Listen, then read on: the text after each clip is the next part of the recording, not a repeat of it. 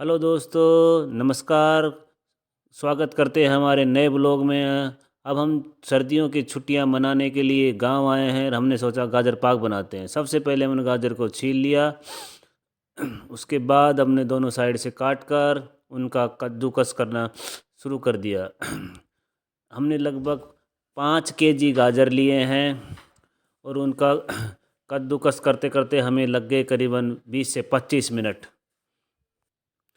गाजरों की साइज़ इसमें जनरली बड़े साइज़ की लेते हैं, क्योंकि अगर छोटी साइज़ की लिए तो कच्ची गाजरें होती हैं, इससे गाजर पाक ख़राब होने का चांस रहता है। अगर बड़ी साइज़ की गाजर लेते हैं तो कम से कम 10-15 दिन आराम से गाजर पाक चलता है सर्दियों में। अब हमने कढ़ाई चढ़ा दी है, नीचे एक चूल्हा बनाया है ईंट लगाकर।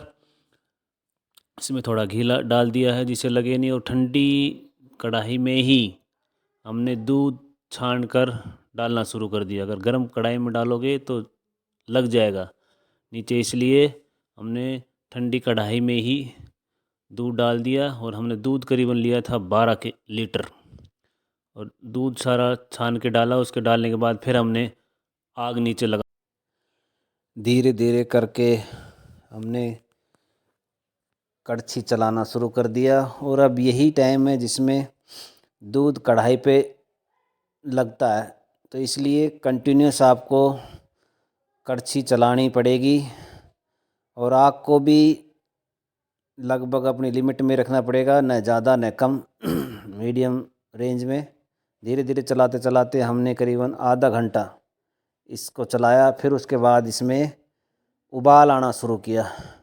उबाल आने के बाद तब जाके हमने थोड़ा सा दूध इसमें गाजर डाली। जैसे ही हम गाजर डालते हैं उसमें, तो फिर से दूध का उबाल बंद हो जाता है और फिर से इसमें कढ़ाई के पेंदे में लगने का चांस बढ़ जाता है। इसलिए जब दूध उबाल पर रहता है तब उसमें कढ़ाई में लगने का चांस कम रहता है, लेकिन जैसे ही दूध उबलता नहीं है तो फिर वो आपको कंटिन्यूस उसको चलाना पड़ेगा, नहीं तो कढ़ाई के पेंदे में वो लग सकता है।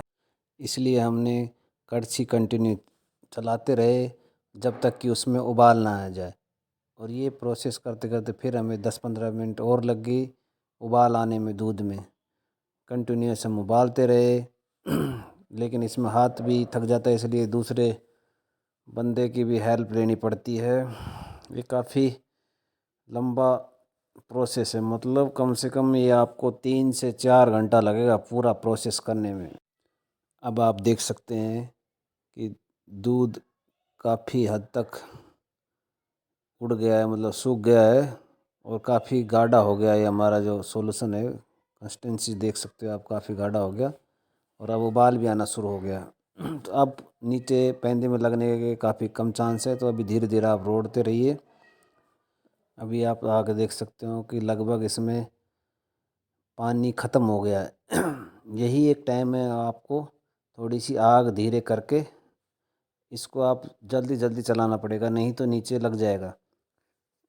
और उसके बाद चलाते टाइम ये ध्यान रखना है कि इसकी जो सारी बबल्स हैं वो ख़त्म हो जाएं। ख़त्म होने के बाद भी आपको कंटिन्यू चलाते रहना, और काफ़ी गाढ़ा हो जाए तब तक चलाते रहना। और बबल ख़त्म होने के करीब उसके बाद भी आपको 10 मिनट के आसपास ऐसे ही आपको चलाना पड़ेगा।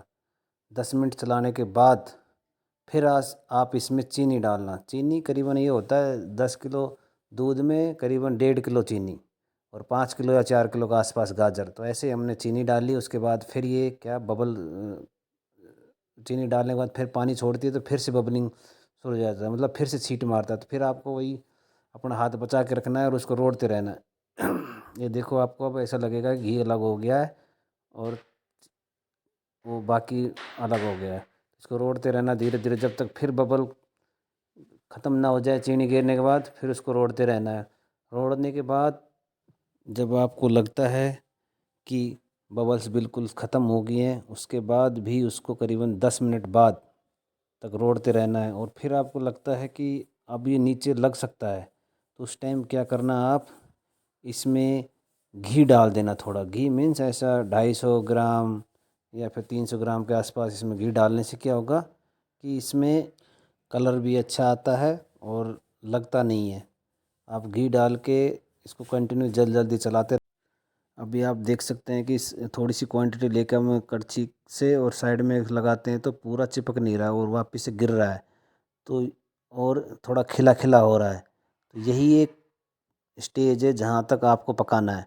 इससे ज़्यादा बस मैक्सिमम 2-3 मिनट और पकाओ। इसे यही कंडीशन है, साइड से चिपके नहीं और खिला खिला रहे। तो इसी कंडीशन में आप अगर उसको उतारते हो तो फिर बर्फ़ी बन जाती है, मतलब इसका स्क्वायर में आप काट सकते हो। अभी जैसे उतारने के बाद इसको कंटिन्यू चलाते रहना, नहीं तो लग जाएगी। और उसके जब तक ठंडा ना हो जब तक इसको फैलाकर चलाते रहना उसी कढ़ाई में, नीचे नहीं, दूसरी बर्तन में नहीं डालना। और जब ठंडा हो जाए तब जाके ऐसे बर्तन में डाल के उसकी स्क्वायर में बर्फ़ी काट सकते हो।